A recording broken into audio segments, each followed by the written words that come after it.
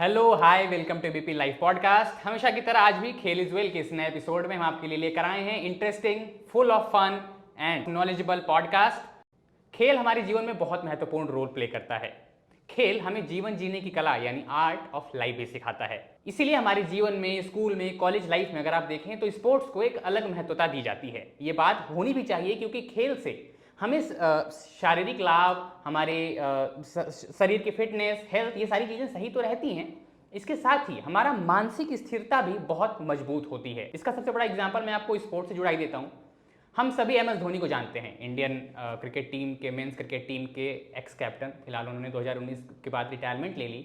अगर आप उनको देखो तो वो कितने भी इंटेंस सिचुएशन हो, न बाइटिंग सिचुएशन हो, अपने आप को बहुत ही कूल और कंपोज रखने में माहिर हैं। और शायद पूरी क्रिकेट जगत इस चीज़ को मानती है कि उनसे जैसा कूल और कंपोज क्रिकेटर शायद ही कोई होगा, जो अपने आप को अगर एक बॉल में 6 रन भी चाहिए तो वो आदमी वहाँ पे खड़ा होके बहुत शांति से उस चीज़ को, उस गेम को एनालाइज करके खेल सकता है। तो स्पोर्ट्स, कोई भी स्पोर्ट्स हो बहरहाल, चाहे वो क्रिकेट हो, टेनिस हो, एनीथिंग, हमें फिटनेस, हमारी मेंटल स्टेबिलिटी, हमें आर्ट ऑफ लाइफ, जीवन जीने की कला बहुत बखूबी सिखाता है। हाल ही में इंडियन वुमेन्स क्रिकेट टीम से जुड़े बहुत सारी बातें अभी आई हैं जो हमारे पूरे देश के लिए, हम सभी के लिए बहुत गर्व की बात है, गौरव की बात है कि हमारी अंडर 19 की महिला टीम ने वर्ल्ड कप जीता है। इसके पहले हमने कोई वर्ल्ड कप नहीं जीता था। पुरुषों के क्रिकेट टीम ने हमें अंडर 19 वर्ल्ड कप जिताया। मुझे याद आता है विराट कोहली एक वक्त के कप्तान थे, उन्होंने अपने कैप्टनसी में अंडर 19 वर्ल्ड कप जीता था। पृथ्वी शॉ ने जीता था, उस वक्त शुभमन गिल भी थे जो आज इंडिया के लिए काफ़ी अच्छा कर रहे हैं, बेहतर कर रहे हैं।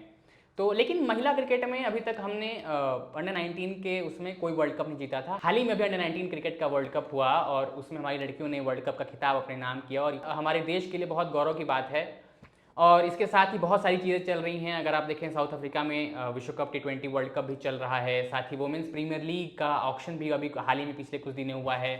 इन सारी चीज़ों पर बात करने के लिए आज हमारे साथ इस पॉडकास्ट में एक्स इंडियाई क्रिकेटर वैशाली माथुर मौजूद हैं, जो फिलहाल 2018 में क्रिकेटिंग करियर से रिटायरमेंट जिन्होंने ले लिया था और अभी ये यंग क्रिकेटर्स को ट्रेन करती हैं, कोच करती हैं, ताकि वो आगे जाके भविष्य में इंडिया के लिए बेहतर कर सकें, इंडिया का नाम और रोशन कर सकें।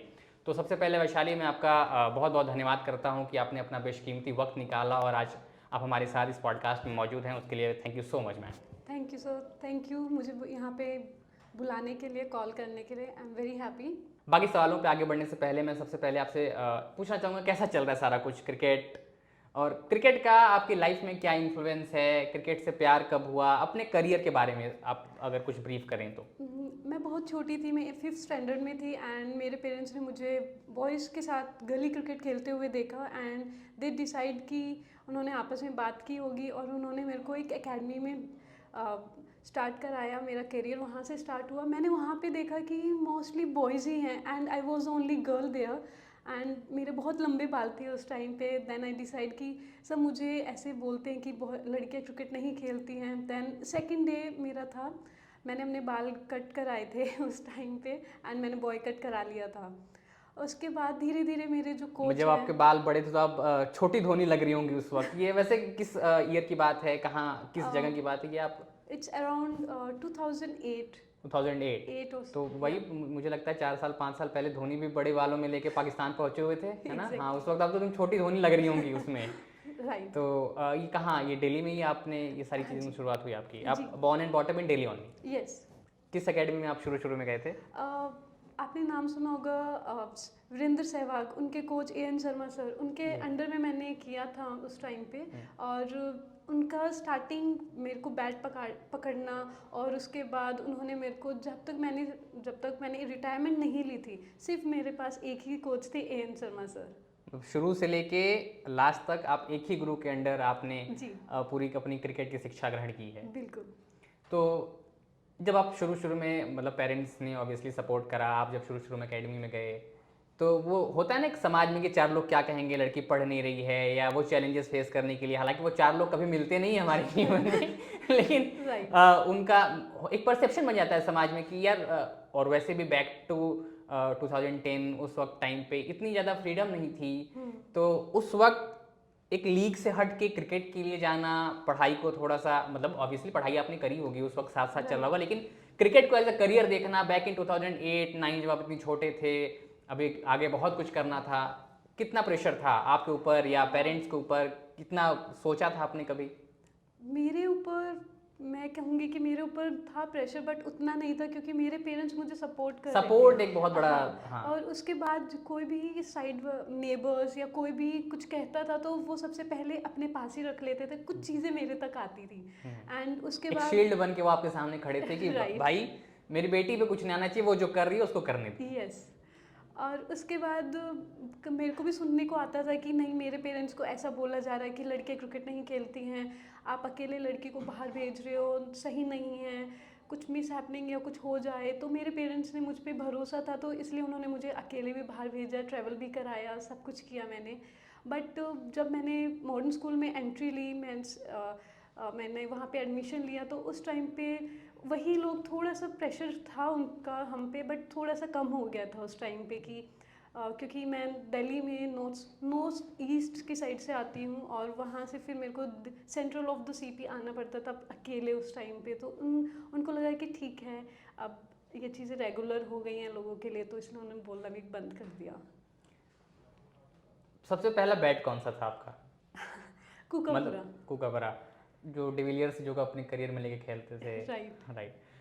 क्योंकि मतलब मुझे बचपन में वो तो आपने जब मतलब क्रिकेट शुरू कर दिया होगा उस वक्त आपने लिया होगा, स्पॉन्सरशिप वगैरह मिली होंगी? नहीं, उस टाइम पे मेरे को स्पॉन्सरशिप नहीं मिली थी, मुझे बहुत हैवी बैट मिला था कुकाबुरा का, क्योंकि मुझे कोई आइडिया नहीं था कि कैसा बैट हमें लेना चाहिए। अच्छा, बैट के वजन से भी आपकी बैटिंग पे, उन सारी चीज़ों पे बहुत प्रभाव पड़ता है? क्योंकि बहुत राइट। सारी आती है कि क्रिस गेल 2 किलो के आसपास का बल्ला यूज करते हैं, कुछ लोग हल्का बल्ला यूज करते हैं, तो जैसे उस वक्त आपको इतना भारी बल्ला मिला था? एक्चुअली जब छोटे होते हैं तो कुछ नॉलेज नहीं होती है, और हमें जो भी आप पकड़ा दे बैट, जिस भी हैवी लाइट कोई भी बैट, तो हम उस चीज़ से अपने आप को ट्राई करते हैं कि हाँ ये ऐसा ठीक है, यही होता है शायद। जब हम धीरे धीरे डेवलप होते हैं, हमें पता चलता है, ग्रूम होते हैं, तो हमें पता चलता है कि नहीं ये बैट बहुत ज़्यादा हैवी है, और उसके बाद हमें पता चलता है कि इससे भी लाइट वेट आता है। तो उससे क्या होता है कि हम, एक तो ऑलरेडी बच्चा बहुत छोटा होता है, उसके हाथ में इतनी पावर नहीं होती है जिसकी वजह से बैट को वो स्विंग कर पाए। तो जब उसको वही लाइट वेट बैट उसको पकड़ाया जाता है और उसी बैट से वो स्विंग करता है, बाउंड्रीज और लगती है, रन्स बनते हैं, तो वो अलग एक्साइटमेंट होती है उस टाइम पे। तो मेरे साथ भी कुछ ऐसा ही हुआ था, और उसके बाद मैंने लाइट वेट बैट यूज़ करना स्टार्ट किया था। Light weight bat. तो आपने फिर कुकाबरा से अपने पूरे करियर में बैटिंग की, या उसके बाद शिफ्ट करा, या पहली स्पॉन्सरशिप आपकी कौन सी थी? मेरी पहली स्पॉन्सरशिप एसएस के साथ थी। किसी एक शॉप पे गई थी, उन्होंने मेरे को बोला कि आपको मैं एसएस से करा देते हैं, तो उन्होंने मेरा कराया था उस टाइम। अच्छा, मतलब अगर आप बताना चाहें कंफर्टेबल हो तो, हमें क्या लगता है ना कि अगर किसी के साथ स्पॉन्सरशिप हो गई हो तो हमें उनका यार पूरा प्रोडक्ट मिल जाएगा अपने पास, मतलब रखने को, उनसे हम खेलेंगे वैसे तो फ्री में मिल जाएगा, हमें बस स्पॉन्सरशिप चाहिए वहाँ पहुँच के भाई, है ना? क्योंकि अब सोशल मीडिया का ज़माना है, हर जगह स्पॉन्सरशिप देख लो, आप रील पे देख लो, कोलेब्रेशन है कई सारी जगहों पे। तो मतलब अगर आप कंफर्टेबल हैं बताना कि स्पॉन्सरशिप कैसी होती है, क्या होती है, सच में वो फ्री में मिलता है या नहीं मिलता है? इट्स डिपेंड कि आप कितना खेले हो। अगर आप इंडिया प्लेयर हैं तो आपको जो भी आप लेना चाहते हैं, जिस भी रेंज का बैट आप लेना चाहते हैं, ग्लव्स लेना चाहते हैं, कोई भी प्रोडक्ट आप लेना चाहते हैं तो आपको मिल जाता है। लाइक आप रणजी ट्रॉफी प्लेयर हो तो आपसे उस तरीके से और थोड़ा नीचे होता है, लाइक आपको सिर्फ एक लिमिटेड हो सकता है आपको स्टॉक मिले, या फिर आप अंडर 19 हो तो आपको बोला जाता है कि साल में 1 बार मिलेगा या 2 बार मिलेगा, ऐसा स्पॉन्सरशिप होती है। अदरवाइज अगर सभी बच्चों को देने लग गए तो उनका भी नहीं होगा, इसलिए। कोई कंपनी वगैरह देख रही हो यार तो प्लीज़ हमें भी कुछ स्पॉन्सरशिप वगैरह दे दो, हम भी खेलते हैं क्रिकेट थोड़ा थोड़ा। लेकिन it was obviously a joke. हम मैम जहाँ खेल के आई हैं या जहाँ पे बाकी प्लेयर्स खेलते हैं, वहाँ पे पहुँचने के लिए बहुत सारी मेहनत लगती है, बहुत सारे सेक्रीफाइसेस लगते हैं। तो उसके लिए तो मैम सबसे पहले आप सभी को सैल्यूट है, हेड्स ऑफ है कि हर अड़चनों के बावजूद आप वहाँ तक पहुँचते हैं, खेलते हैं और हमारे देश को एक प्राउड फील कराते हैं। Thank you. ये बहुत बड़ी चीज़ है मैम। हाल ही में अंडर 19 वर्ल्ड कप हुआ और वहाँ पे शेफाली वर्मा जो इंडियन क्रिकेट टीम के लिए भी खेलती हैं, वो वहाँ पे कैप्टन थी और उनकी कैप्टनसी में हम अंडर 19 वर्ल्ड कप पहली मर्तबा जीते हैं। उसके बारे में आप कुछ बताएं। Actually women's cricket under 19 first time start हुआ था इस ईयर। एंड उसमें सबसे अच्छी बात यह है कि हमारे यंग्स प्लेयर्स जो अंडर 19 NCA ZCA से ग्रूम होते हैं, उसके बाद वो वहाँ पे जो भी परफॉर्म करता है बच्चा, उसके बाद उनको सेलेक्ट किया जाता है। उनको ट्रेनिंग मिलती है 1 महीना 1.5 महीना 2 मंथ्स ऐसे मिलता है उनको ट्रेनिंग। उसके बाद लाइक हमारी आपने जैसे बात करी अभी शिफाली वर्मा की वो इस इज़ अ आउटस्टैंडिंग बैट्समैन, मुझे भी वो बहुत पसंद है, इवन स्मृति मंदना भी है। तो उनका इतना अच्छा, मतलब उन्होंने 1-2 मैचेस में वो चली हैं, बट उनकी कैप्टनसी बहुत अच्छी थी। As a first time under 19 बच्चों को जिनसे वो मिली भी नहीं थी, कुछ ही दिनों में 5-6 दिनों में उन्होंने उन बच्चों से एक अटैचमेंट बनाई, उनसे बात की और उन सबको समझा। दैट्स वेरी इंपॉर्टेंट था वो एज ए कैप्टन, मुझे वो चीज़ उनकी बहुत अच्छी लगी है। और उसके बाद अगर हम बात करें Richa Ghosh, she is a wonderful wicket keeper. Under 19 team में ये दो उनके बारे में भी काफ़ी बात हुई कि बहुत अच्छी Right. विकेट कीपिंग करी उन्होंने पूरे टूर्नामेंट में। हाँ जी जी, हाँ। और उनकी भी बैटिंग आउटस्टैंडिंग चल रही है, वो बहुत अच्छा कर रही हैं। अभी रिसेंटली T20 में भी कर रही हैं, वो दोनों कर रहे हैं। उसके अलावा अगर हम बात करें vice captain under 19 world cup के लिए, तो उनका वाइस कैप्टन थी श्वेता शेरावत। उन्होंने बहुत अच्छी नॉक खेली एज अ बैट्समैन, उन्होंने बहुत अच्छी नॉक खेली है। एंड वो रिसेंटली अभी IPL में भी सिलेक्ट हुई हैं, women's premier league. Yes, women's premier league में भी। और उसके बाद बाकी जो लड़कियां हैं, लाइक एक यूपी की लड़की है, लेग ब्रेक डालती है, बहुत अच्छा उनका टर्न होता है। और बाकी भी सबका एक इन्वॉल्वमेंट, एक जो कहते हैं ना टीम वर्क, वो एक टीम वर्क था अंडर 19 टीम के साथ। इसलिए तो हमारी अंडर 19 टीम फाइनल में भी चैम्पियन बने। और उसके बाद वही उन्हीं में से WPL के लिए लड़कियों को सिलेक्ट भी किया गया, और जिन्होंने परफॉर्म किया उन्होंने भी किया। बट एक ना टुगेदरनेस थी वर्ल्ड कप में अंडर 19। शिफाली के लिए कितना मुश्किल रहा होगा कि वो पहले नेशनल टीम का हिस्सा, ऑब्वियसली बहुत पहले से हैं, वो साल हो गए, और नेशनल टीम खेलने के बाद अंडर 19 के लिए वर्ल्ड कप में रिप्रेजेंट करना, एक पूरे नए स्क्वाड के साथ मिलना, अब उनको लीड करना।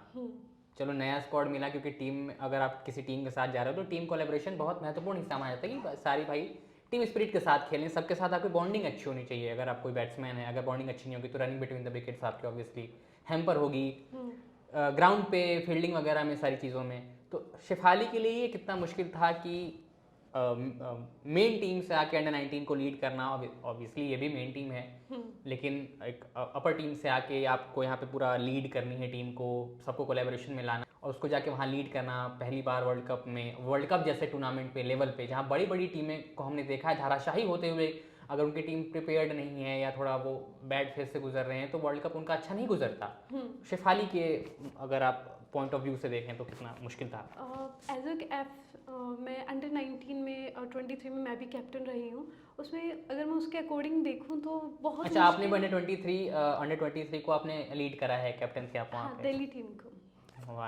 DDC है, Delhi district and cricket association के लिए। District cricket association. अरे वाह, अभी हाल ही में मैं वहाँ गया था, बड़ा नॉस्टैल्जिक फीलिंग आ रही थी वहाँ पे। मैं जब अंदर ग्राउंड से पहले आप जाओ तो वहाँ पे पूरा ना 2011 का पूरा वर्ल्ड कप विनिंग मुनफ पटेल को देखा, उनकी सारी फोटो लगी थी, धोनी की फोटो लगी थी, सारी ट्रॉफीज थी। फैन बॉय मोमेंट था तो मेरे लिए, मैं सच कह रहा हूँ, कभी मौका लगे DDC के बिल्कुल जाइए आप।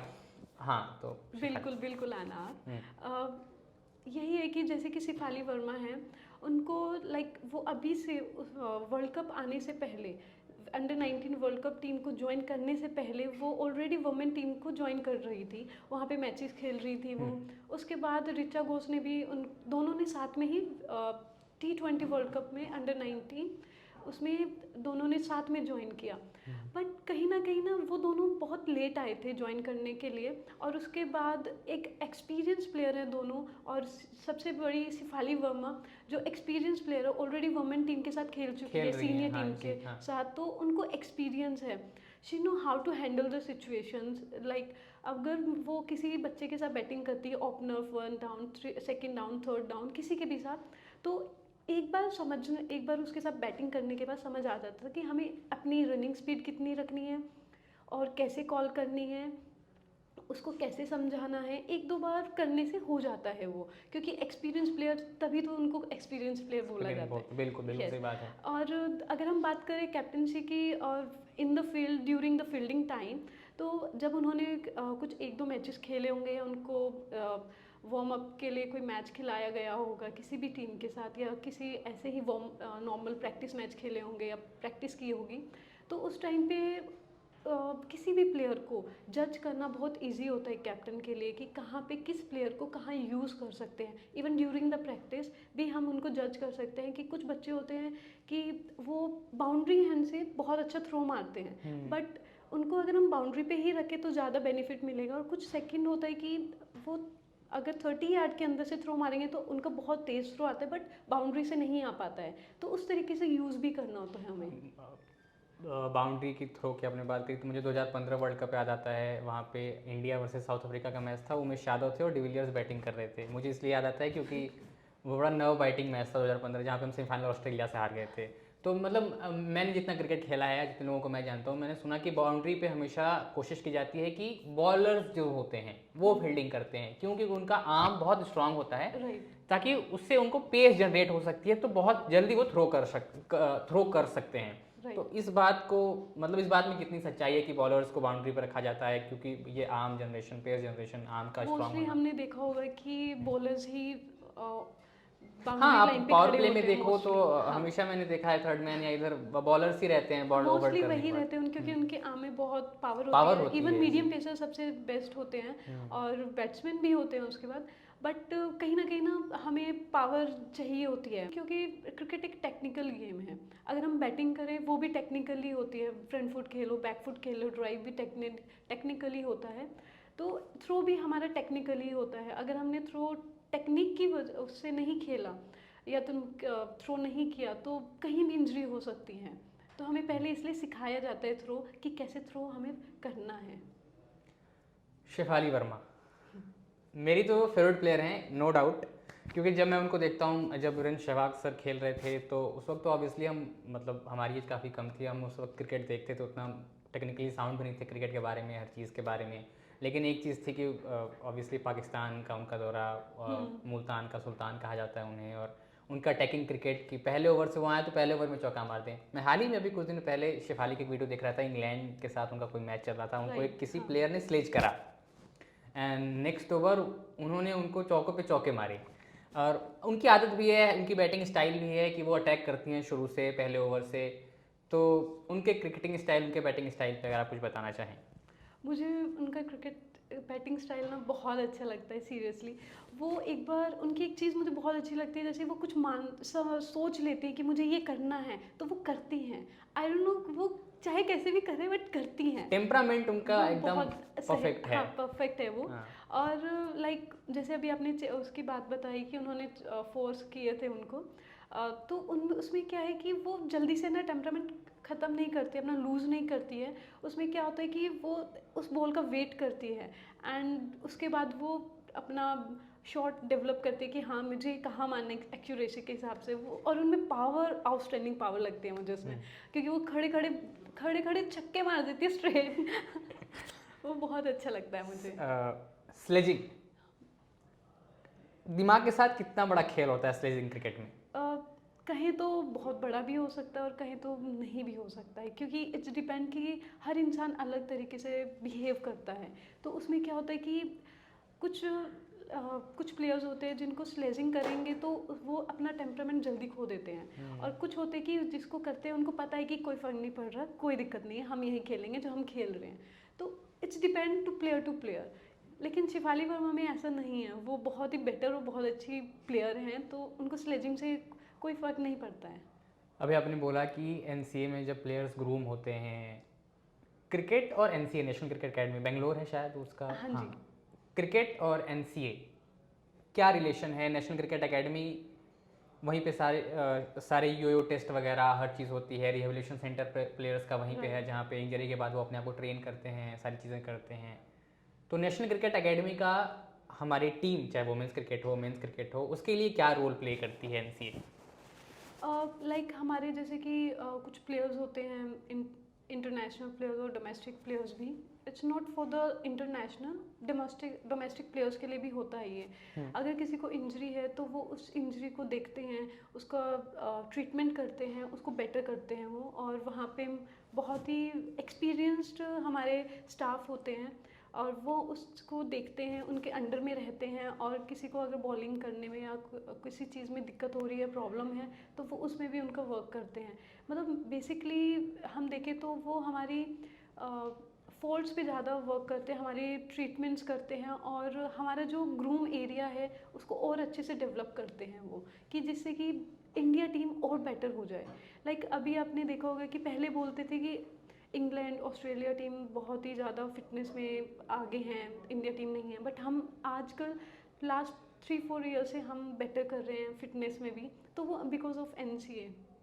क्योंकि हाँ, अब स्टेट्स में भी हैं हमारे, जैसे कि हमारे ट्रेनर्स होते हैं स्टेट में, वो भी करते हैं। बट उनको लगता है कि एनसीए जाके, क्योंकि एनसीए में जब हम जाते हैं वहाँ पे हमें रहना होता है, हम अपने घर नहीं जा सकते वहाँ पे। हमें जितना वो टाइम हमें बताएंगे कि इतना टाइम लगेगा, हमें वहाँ स्टे करना होगा, हमें उनकी चीज़ें वो देखनी होगी, हमें करनी है वो, तभी हम डेवलप कर सकते हैं।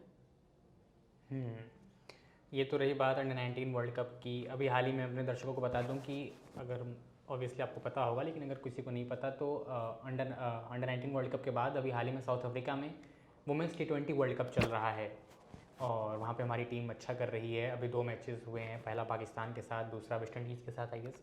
और उन दोनों मैचों में हमारी टीम ने अच्छी जीत दर्ज की है। वेस्ट इंडीज़ के खिलाफ तो काफ़ी अच्छी जीत की थी, साउंड विन थी। अगला मैच हमारा माइटी इंग्लैंड के साथ है। इंग्लैंड और ऑस्ट्रेलिया वुमेंस क्रिकेट में उनका काफ़ी दबदबा रहा है ना। राइट। तो T20 वर्ल्ड कप भी आज तक शायद जितना मुझे पता है हम तो अभी तक उसमें जीत नहीं हासिल कर पाए हैं। वर्ल्ड कप अभी हमारे पास नहीं है ना। वर्ल्ड कप भी अभी तक हम जीत नहीं पाए हैं। और अगला मैच हमारा इंग्लैंड के खिलाफ है और इंग्लैंड और ऑस्ट्रेलिया वुमेंस क्रिकेट में उनका अच्छा दबदबा माना जाता है। हमने दो फाइनल्स आई गेस हम हारे हैं। पहला फाइनल हम 9 रन से पीछे रह गए थे, दूसरा फाइनल भी हम 2 बारी फाइनल में गए, हार गए। इस बार की टीम जो गई है, स्मृति मंदाना, हरमनप्रीत कौर लीड कर रही हैं, क्या उम्मीदें हैं आपको टीम से? अगर मैं बात करूँ, अगर हम कोई चीज़ पहली बार होती है तो उसे कॉन्फिडेंट कह देते हैं हम, और वो 2 बार या उससे ज़्यादा होती है तो हम उसे कंसिस्टेंसी कहते हैं। मुझे ऐसा लगता है कि हमारी इंडिया टीम में कंसिस्टेंसी है। हम ऑलरेडी इतना अच्छा खेल रहे हैं और इतने मतलब बहुत ही ज़्यादा विकेट से हम जीत रहे हैं। जैसे कि हमने अभी मार्जिन ऑफ विन जो है वो हमारा अच्छा चल रहा है। राइट। और अभी जैसे पाकिस्तान से भी हमने बहुत अच्छा खेल के हमने विन किया है। उसके बाद हमने अभी वेस्ट इंडीज़ के साथ भी हमने बहुत अच्छा कल का मैच खेला है। उसमें शिफाली वर्मा ने बहुत अच्छी बैटिंग की है। ऋचा घोष ऑलरेडी इतना अच्छा खेला, उन्होंने 44 रन बनाए 32 और 33 बॉल्स में। और हरमनप्रीत कौर ने भी बहुत अच्छी बैटिंग की है, 33 रन उन्होंने किए हैं। But Richa Ghosh not out थी। तो मैं ये कहूँगी कि हमारे ऑलरेडी है ना 2 प्लेयर्स ऐसे हैं, शिफाली और ऋचा घोष, जो ऑलरेडी वर्ल्ड कप जीत के आए हैं। कॉन्फिडेंस बहुत बूस्ट अप है वहाँ पे जाके। बिल्कुल बहुत बड़ा रोल प्ले करती है कॉन्फिडेंस। और ऋचा घोष लास्ट दोनों मैचेस में उन्होंने कंसिस्टेंसी उनकी बहुत अच्छी है बैटिंग में, और वो विकेट कीपिंग तो ऑलरेडी बहुत अच्छी करती हैं। स्मृति मंदाना एक्सपीरियंस प्लेयर हैं, और किसी ना एक दिन ऐसा होता है कि किसी का नहीं होता है, तो कोई बात नहीं, वो ऑलरेडी इतनी अच्छी बैटर है और बहुत अच्छी बैटिंग करती हैं वो। और इंग्लैंड के साथ वो बहुत अच्छी बैटिंग करेंगे। I am hoping for that कि वो अच्छी बैटिंग करें। इंग्लैंड के साथ हमारा मैच है 18th को मैच है हमारा जी। 18th को मैच, हाँ, इंग्लैंड के साथ हमारा 18th को मैच है। मैं अभी इंग्लिश टीम के स्टैट्स देख रहा था, उनकी 2-3 प्लेयर हैं जिनके बारे में मैंने पहले सुना है। पहली तो हैं, मैंने रिसर्च भी कर रखी है, पहली तो है डैनी वाइट और दूसरी एमी जोन्स। डैनी वाइट के मैं स्टैट्स देख रहा था। ओडीआई में उन्होंने 99 मैचेस खेले हैं, 1660 रन बनाए हैं। T20 वर्ल्ड कप वहाँ पे उनको एक्सपर्ट कहा जाता है, 135 मैच, 2159 रन। तो आपको क्या लगता है भारतीय टीम के पास क्या चुनौती होगी इंग्लैंड के सामने? अभी हो सकता है अगर हम टूर्नामेंट में आगे जाएँ तो ऑस्ट्रेलिया से भी हमारा मुकाबला हो सकता है। ऑस्ट्रेलिया ने जहाँ आई गेस 5 या 6 बार ये टूर्नामेंट अपने टाइटल अपने नाम कर रखा है, ऑलरेडी कर रखा है। कैसे देखती हैं आप इंग्लैंड के साथ हमारे मैच को? मैं यही कहती हूँ कि जो दोनों टीमें बहुत ही टक्कर की टीमें हैं। ऐसा नहीं है इंडिया टीम कम है या इंग्लैंड टीम कोई कम है, दोनों बहुत ही टक्कर की टीमें हैं और ये मैच बहुत ही अच्छा और मज़ा आने वाला है, फ़न होने वाला है इसमें, क्योंकि इसमें बहुत ही लाइक एक्सपीरियंस प्लेयर खेल रहे हैं दोनों साइड से। और उसके बाद अगर मैं बात करूँ तो जो टीम बेटर फील्डिंग और बैटिंग और बॉलिंग करेगी वही टीम जीतेगी। लाइक हमने अभी कल के मैच में हमने देखा कि दीप्ति शर्मा ने 3 विकेट्स लिए एंड उसके साथ रेणुका सिंह ने भी 1 विकेट लिया है। तो हमारे पास बहुत ही अच्छे bowlers, medium pacer and spinners हैं और हमारे ऑलरेडी बैटर्स बहुत अच्छी बैटिंग भी कर रहे हैं। तो मुझे जहाँ तक लगता है कि हाँ, इंडिया ही टीम जीतेगी। जैसे मैंने कंसिस्टेंसी की बात की तो मुझे वही उसी पे जा रही हूँ मैं। आपने इंडिया ए के लिए मैच खेले हैं, तो अपने इंडिया ए के एक्सपीरियंस के बारे में बताएं। किस टूर पे आप गई थी, उस वक्त के आपके टीममेट्स कौन थे? उस टाइम पे हमारे वेदा कृष्णा मूर्ति मैम थी हमारे साथ और वो टीम के अंदर ही थी। मैं साउथ अफ्रीका टीम के साथ खेली हूँ और it was a warm up match and batting pitch थी साउथ अफ्रीका पे और हाँ, वहाँ पे हमने बहुत ही अच्छा खेला। और एक मैच हमारा बेंगलुरु में भी था, हमारा खुद का इंडिया का जो सेंटर है, बीसीसीआई का वो जो सेंटर है वहीं पर ही था मैच। काफ़ी अच्छी बैटिंग की थी बट वहाँ पे क्या होता है कि कुछ बैट्समैन को बैटिंग कराई गई थी और मैंने भी बैटिंग की थी। मेरा फर्स्ट एक्सपीरियंस था वो। आई वॉज सो नर्वस कि पता नहीं कैसी बैटिंग होगी, स्कोर करूँगी नहीं करूँगी, बट मैंने स्कोर ओके किया था। 40-45 रन्स किए थे उस टाइम पे एंड उसके बाद मैंने फील्डिंग भी बहुत ही अच्छी की थी। मेरा वो एक्सपीरियंस डिफरेंट लेवल का है, मतलब मैं वो एक्सप्लेन भी नहीं कर पा रही आपसे कि कैसे बताऊँ मैं आपको। सीनियर प्लेयर एक यंग प्लेयर को, एक बडिंग प्लेयर को कैसे ग्रूम करते हैं? क्या एक माइंडसेट या क्या चीज़ें सीखने को मिलती हैं ड्रेसिंग रूम की इनसाइडर्स? ऐसा लाइक मैंने रणजी ट्रॉफी खेली है और उसमें मेरे अगेंस्ट हरमनप्रीत खेल रही थी उस टाइम पे। जो भी कैप्टन हैं इंडियन। हाँ, इंडियन टीम की जो कैप्टन है अभी ऑलरेडी, वो खेल रही थी पंजाब टीम से और मैं दिल्ली टीम से थी। और आई वॉज सो नर्वस उस टाइम पे। मैंने सिर्फ अपने कोच से ही बात की थी, तो मैंने उनसे पूछा कि मेरे को क्या करना है। तो पेरेंट्स का तो रोल अलग होता है, लेकिन हमारे जो कोचेस हैं और हमारे जो सीनियर्स हैं, मेरे से बहुत बड़े सीनियर्स थे मेरे, मैंने उनसे बात की कि आई एम वेरी नर्वस, क्योंकि हरमनप्रीत कौर को मैंने पहली बार देखा था उस टाइम पे। तो उन्होंने मुझे बोला कि हमेशा ये सोचो कि आपके सामने एक बॉलर खड़ा है और वो ये मत देखिए कि कौन बॉलर है। बॉलर आपका कोई भी इंडिया प्लेयर हो सकता है या कुछ भी हो सकता है, बट आप बॉलिंग पे ध्यान दो, कौन बॉल डाल रहा है वो नहीं देखना कभी भी। ऐसे ही बैटिंग में मैंने यही किया, तो मैंने स्कोर भी किया था थोड़ा वहाँ पे। उसके बाद जब मैं बॉलिंग साइड पे आई, मैंने फील्डिंग किया, तो हरमनप्रीत कौर खेल रही थी उस टाइम पे।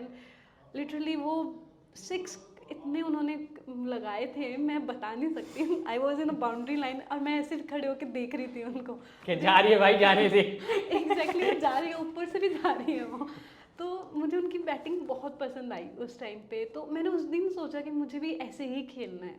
तो उनसे मैंने वो जो 6 किया, मैंने उससे पहले ज़िंदगी में कभी 6 नहीं मारा था।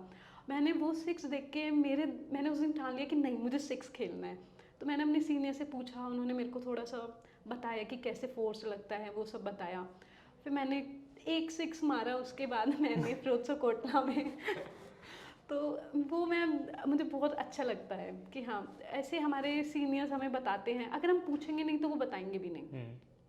और अगर हम बात करें अपने खाने के रिलेटेड डाइट के बारे में, तो हम डोमेस्टिक प्लेयर्स को इतना नहीं पता होता था उस टाइम पे कि क्या खाना चाहिए, क्योंकि इंडिया प्लेयर्स जो खेले हुए हैं, मिथाली राज, हरमनप्रीत को और भी लोग खेले थे, तो हम बात की थी हमने कि हमें क्या खाना चाहिए। तो वो हमें बताते हैं कि किस तरीके से हमें अपनी डाइट फॉलो करनी चाहिए। अब तो बेसिक हो गया है, क्योंकि दिल्ली वुमेन की भी हमारा बेटर हो गया है, हमारे पास ट्रेनर्स होते हैं, सब होते हैं, तो वो बताते हैं। इंडिया टीम में अब एनसीबी हमें फॉलो चार्ट देता है, सब कुछ करता है, तो काफ़ी चीज़ें डेवलप हो गई हैं गर्ल्स में। तो अब किसी से पूछने की और इतना बताने की ज़रूरत नहीं पड़ती, क्योंकि ऑलरेडी चीज़ें हमारे पास आ जाती हैं। बट स्टिल कहीं ना कहीं हमें कहीं ज़रूरत होती है सीनियर्स की। उनका एक्सपीरियंस मैटर करता है। वो बताते हैं कि उसकी किस तरीके से हमें किस तरीके वे में खेलना चाहिए। अगर कोई स्पिनर है, हमें कोई दिक्कत हो रही है तो कैसे खेलना है, उसको ओवर कैसे हम निकालें, तो वो सब बताते हैं। अपने एक्सपीरियंस से लेके हमें सब कुछ बताते हैं। तो ये बहुत बड़ी चीज़ है कि हमें वो शेयर करते हैं, अपना एक्सपीरियंस हमारे लोगों के साथ शेयर करते हैं। First meeting with any Indian player बड़ा नाम जो हो जिससे आप मिली हो? आप मुझे अभी बात बता रही थी कि आप स्मृति मंदाना से मिली हैं। हाँ, मैं स्मृति मंदना, तान्या भाटिया, हरलन हरलीन कौर डियोल देवल, हाँ जी, हरलीन डियोल हरलीन कौर देवल। या और रेणुका सिंह, ये सब हम सब साथ में ही खेले हुए हैं। अच्छा। एक्चुअली मैं नॉर्थ टीम से खेल रही थी, नॉर्थ जोन से, एंड वो स्मृति हमारे अगेंस्ट खेल रही थी। अच्छा, जब आप क्रिकेट की तो बात चलो बहुत हो गई, फ्री टाइम ड्रेसिंग रूम में आप गए, ड्रेसिंग रूम अब मैच जीत के आए, माहौल एकदम अच्छा बना हुआ है, सारा कुछ है, क्या बातें होती हैं मैच को लेके? बात होती है या जो आपका कोई फ्री डे है, आप कहीं ऑफ डे पे कहीं घूमने गए तो क्या बातें होती है? क्रिकेट क्रिकेट क्रिकेट ही चलता है या थोड़ा मूवी हो गई, कुछ ये हो गया जो आप अपने इट्स बता रहे? डिपेंड कि कौन सा प्लेयर किस तरीके से है, क्योंकि कुछ प्लेयर्स होते हैं जो सिर्फ क्रिकेट क्रिकेट बात करते हैं on the field, of the field her time, और कुछ प्लेयर्स होते हैं जो ऑन द फील्ड तो करते हैं, उसके बाद ऑफ द फील्ड लाइक कुछ देर के लिए करते हैं, उसके बाद नहीं करते हैं। फिर हम जब नेक्स्ट मैच आने वाला होता है हम उसके लिए बातें करते हैं, तैयार होते हैं, उसके लिए करते हैं। तो उसमें क्या होता है कि जब हम मैच जीते तो हम ड्रेसिंग रूम में आएंगे, तो वो मैच जीतने का वो जो एक खुशी होती है ना, वो टीज़ करते अपने दोस्तों के पास जाते हैं और उसको जिस तरीके से वो टीज़ हो सकता है हम उसे कोशिश करते हैं उसी तरीके से टीज़ करें, उसको परेशान करें। और अगर कोई फ़नी मोमेंट हो गया during the running in the between और किसी फील्डिंग करते वक्त, तो उसका भी थोड़ा मजाक उड़ाते हैं हम, ऐसा नहीं है। बट अगर इनकेस हमने कोई मैच लूज़ किया तो उस टाइम पे हम बहुत सैड हो जाते हैं, हम इतना नहीं कर पाते हैं, हाँ, क्योंकि हम उस बारे में यही सोचते हैं कि नेक्स्ट मैच हम किस तरीके से और बेटर वे में खेलें और क्या हमारी मिस्टेक्स थी। तो वो ड्रेसिंग रूम तक होता है, लेकिन उसके बाद अपने आप को चीयर अप भी करना होता है, क्योंकि अगर उसी चीज़ को लेके अगर हम बैठ जाएंगे तो नेक्स्ट मैच है वो भी बेकार हो जाएगा, वो भी ख़राब चला जाएगा। तो हम उस चीज़ को थोड़ी देर तक रखते हैं, उसके बाद हम भूल जाते हैं कि हाँ क्या करना है बेटर, ठीक है मेरी ये फॉल्ट मैंने की थी, मैं इस पर प्रैक्टिस करूँगी। तो उसको ज़्यादा देर तक नहीं रखते हैं हम, ये चीज़ है। मेरा आखिरी सवाल आपसे होगा कि वुमेंस प्रीमियर लीग अभी होने वाली है, हाल ही में उसका ऑक्शन हुआ, वुमेंस क्रिकेट को बढ़ावा मिलेगा, पूरे देश विदेश से खिलाड़ी आएंगे, क्योंकि यहाँ पे अगर हर टीमों को आई एस 6 फॉरेन प्लेयर्स को खरीदने का वो था, तो मतलब वो सारी कोटा सारी फ्रेंचाइजी ने पूरा कर लिया। तो आपको क्या लगता है क्रिकेट पूरे, पहले तो ओवरऑल क्रिकेट फैटर्निटी के लिए, वुमेंस क्रिकेट के लिए कितना हेल्पफुल है, प्लेयर्स को जानने का मौका मिलेगा? इसके पहले तो सिर्फ मुझे लगता है जो वर्ल्ड लेवल पर टूर्नामेंट्स होते हैं, वर्ल्ड कप वगैरह हो गए, यहाँ पे ही मुलाकात होती होगी। अब तो ऑब्वियसली आप ड्रेसिंग रूम्स शेयर करेंगे, बातें होंगी, क्रिकेट के बारे में नॉलेज बढ़ेगी, इस चीज़ को आप कैसे देखती हैं? ऑक्शन सबसे पहले मैं ये कहूँगी कि वुमेन WPL जो अभी ऑक्शन हुआ है उसमें स्मृति मंदना सबसे ज़्यादा हाईएस्ट सोल्ड हुई हैं। और मैं इसमें ना जो डोमेस्टिक गर्ल्स हैं जो इंडिया टीम तक नहीं पहुंची हैं, लेकिन वो कहीं ना कहीं बेटर हैं, अपने आप को प्रूव करने का मौका मिल जाएगा। जैसे हमने देखा कि आईपीएल में बहुत सारे प्लेयर्स जो आज इंडिया टीम के लिए खेल रहे हैं, उनकी शुरुआत आईपीएल से हुई थी। राइट, तो उनको ना एक मौका मिला है, उनको एक चांस मिला, ये फर्स्ट टाइम ऐसा हो रहा है, लेकिन उनको चांस मिला है, उनको ये चांस खोना नहीं चाहिए। मैं सबसे पहले यही कहूँगी, वो अपनी बैटिंग हो या बॉलर हो, कोई कुछ भी जो आपका बेटर वे है, आप उसमें अपने आप को दिखाओ अपन कि वी आर ऑल्सो प्लेयर और हम अच्छा कर रहे हैं, हमें भी कहीं ना कहीं चांस दो आप। तो वो अगर कंसिस्टेंसी बना के रखेंगे उस चीज़ की, बैटिंग रन स्कोर करते रहेंगे, आप विकेट्स लेते रहेंगे, वो कहीं ना वहाँ पे एक सिलेक्टर्स जो होते हैं इंडिया टीम के, उनको उनके पास भी मौका होगा कि कहाँ पे कौन बच्चा कहाँ पे बेटर कर रहा है, उनको चूज़ कर सके। तो ये एक सबसे बड़ी अच्छी चीज़ है। और दूसरा, हम जब छोटे थे तो हम भी सोचते थे कि वुमेन IPL हो, कभी हम भी खेलें, तो वो अच्छी बात है, अब हो रहा है। और मैं तो खुश हूँ कि मैंने ड्रीम पूरा नहीं कर पाई, बट मेरी फ्रेंड्स लोग कर रहे हैं, बहुत अच्छी बात है, मैं बहुत अच्छी खुश हूँ। लेकिन कहीं ना आने वाले टाइम पे और लड़कियों को जिनके पेरेंट्स नहीं भेज पा रहे हैं उन लड़कियों को खेलने के लिए कि नहीं गर्ल्स वुमेन नहीं अच्छा है, करियर नहीं है क्योंकि इसमें, तो अब उन वही पेरेंट्स अपनी लड़कियों को, उन्हीं लड़कियों को फोर्स करेंगे कि नहीं खेलने जाओ, हम तुम्हें सपोर्ट कर रहे हैं। इस चीज़ में मुझे लगता है कि बहुत फ़ायदा होने वाला है गर्ल्स को, ऑलरेडी हो गया होगा काफ़ियों में। और अब लड़कियां, मैं पहले देखती थी गली क्रिकेट में सिर्फ बॉयज़ खेल रहे हैं, कोई लड़की नहीं खेलती थी। अब आजकल मैं एक थोड़ा सा चेंज देखती हूँ कि लड़कियाँ भी खेलने लग गई हैं अब। और इसलिए मेरे को लगता है कि डोमेस्टिक से रिलेटेड अनकैप्ड प्लेयर हमारे जो हैं उनको मौका मिल रहा है, चांस मिल रहा है, they have to gather it. बिल्कुल। ऑन दैट नोट बहुत बहुत शुक्रिया आपका वैशाली हमारे Thank साथ you. जुड़ने के लिए, हमारे पॉडकास्ट में आने के लिए। और मैं आशा करता हूँ कि ऐसे ही हमारे देश में, चाहे वो हमारी मेंस टीम हो, क्रिकेट की टीम हो, वुमेंस क्रिकेट टीम हो, चाहे किसी भी स्पोर्ट्स में हो, हम आगे बढ़ें और सारे खिलाड़ी हमारे देश को आगे तरक्की की ओर ले जाएं और हमें प्राउड फील कराएं। So thank you so much for joining with us and will come back with the next episode. Thank you so much.